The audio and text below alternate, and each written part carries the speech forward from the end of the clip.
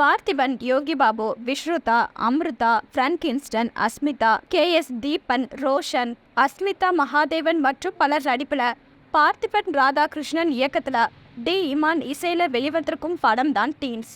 படம் எப்படி இருக்கு வாங்க பார்க்கலாம். ஒரே குடியிருப்பு வளாகத்தில் வசிக்கும் சிறுவர்கள் சிலர் ஒன்று கூடி பெரியவர்கள் போல் அனைத்து விஷயங்கள் பற்றியும் பேசிக் கொண்டிருக்கிறார்கள். அப்போது சிறுமி ஒருவர் தனது பாட்டி வசிக்கும் கிராமத்தின் அழகு மற்றும் அங்கு பேய் இருப்பதாக சொல்கிறார்.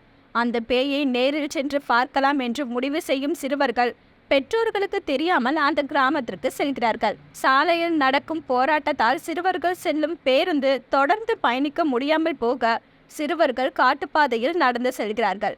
அப்போது அவர்களில் ஒருவர் திடீரென்று காணாமல் போக அவரை தேடும் போது ஒவ்வொருவராக மாயமாகிறார்கள். என்ன நடக்கிறது என்று புரியாமல் பயத்தில் அங்கும் இங்குமாக சிறுவர்கள் ஓடிக்கொண்டிருக்க மறுபக்கம் ஒவ்வொருவராக மாயமாவது தொடர்ந்து கொண்டே இருக்கிறது.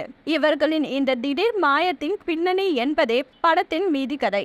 சிறுவர்கள் ஒவ்வொருவராக காணாமல் போவதற்கு காரணம் அமானுஷ்யமா அல்லது மனிதர்களா என்ற கேள்வியையும் ஆர்வத்தையும் ஏற்படுத்தும் படத்தின் ஆரம்பம் அதற்கான காரணத்தை சொல்லும் போது அருமையான ஐடியா என்று சொல்ல வைக்கிறது. படத்தின் முக்கிய வேடங்களில் நடித்திருக்கும் சிறுவர் சிறுமியர்கள் நடிப்பு, வசன உச்சரிப்பு மற்றும் உடல் மொழி அனைத்தும் நச்சுனை இருக்கிறது. சிறியவர்களாக இருந்தாலும் பெரியவர்களுக்கு சமமாக தங்களை ஒப்பிட்டு பேசுவது, நடந்து கொள்வது போன்றவை சிலருக்கு சற்று நெருடலாக இருந்தாலும் தற்போதைய தொழில்நுட்ப உலகத்தில் சிறுவர்களின் இத்தகைய செயல் மிக சாதாரணம் என்ற உண்மையை அவர்கள் மூலமாகவே படம் உறக்க சொல்லியிருக்கிறது. நக்கலும் நையாண்டியும் கலந்த தனது பாணியின் சாயலை முடிந்த அளவுக்கு தவிர்த்திருக்கும் அல்லது நவீனப்படுத்தியிருக்கும் இயக்குனர் பார்த்திபன் நடிகராக வித்தியாசமான வேடத்தில் நடித்திருக்கிறார்.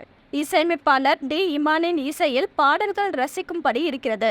ஒளிப்பதிவாளர் கெவ்மிக் யூ ஆரி குறைந்த பட்ஜெட்டையும் தாண்டி காட்சியில் பிரம்மாண்டத்தை புகுத்த முயற்சித்திருக்கிறார். எளிமையான மற்றும் குறிப்பிட்ட ஒரே லொகேஷனில் காட்சிகள் நகர்ந்தாலும் தனது கேமரா யுக்தி மற்றும் கோணத்தின் மூலம் சில காட்சிகளில் கவனம் ஈர்க்கிறார்.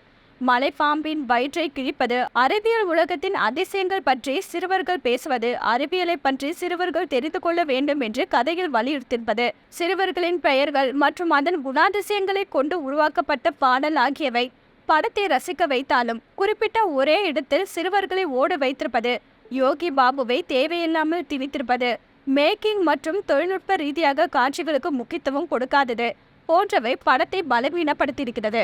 மொத்தத்தில் இந்த டீஸ் சாகசம் இல்லாத சொதப்பல் பயணம்.